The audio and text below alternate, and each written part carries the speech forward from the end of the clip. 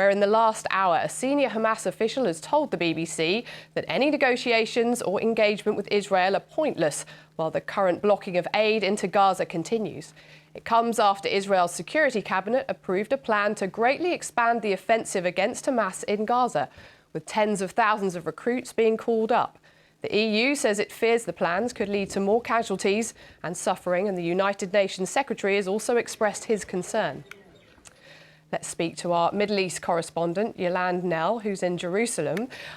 Tell us, why do we think the Israeli government is doing this now?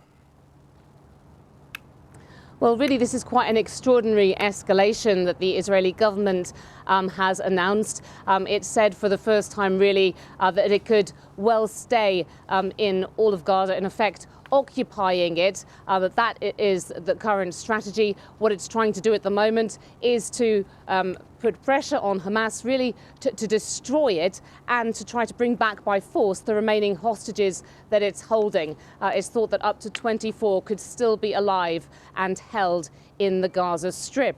Now, you know, at the same time, we do have President Trump, who is due to visit this region just next week to meet Arab Gulf countries. So we've had, some pointing out that Israel's plan comes at this moment where we've had, on the one hand, this real collapse in recent ceasefire efforts, and then a possible window of opportunity with President Trump coming to the region.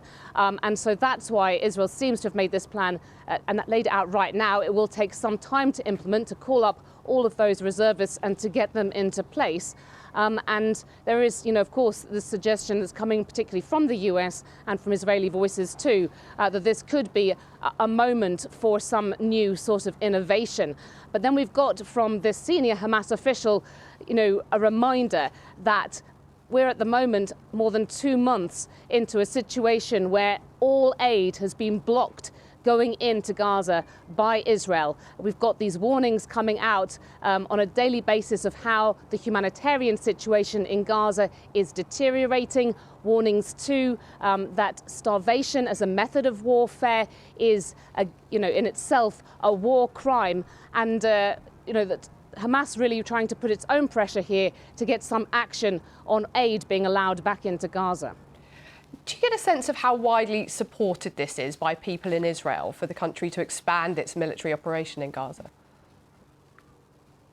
I mean, we have seen some really sort of notable comments in the past day since this plan was really outlined with the Hostage Families Forum, the main support group for those supporting the hostages, basically saying that the government has chosen, acquiring territories over the hostages, and they have sought to have a meeting with the Israeli military chief of staff to ask how he is expecting to try to protect the lives of their loved ones during this intensification of the operation expected to gather pace after President Trump's visit, if things go as expected. We've also got, opinion polls in Israel that suggest that a majority of the population is interested in a deal that would bring back those remaining hostages, even if that means ending the war in Gaza.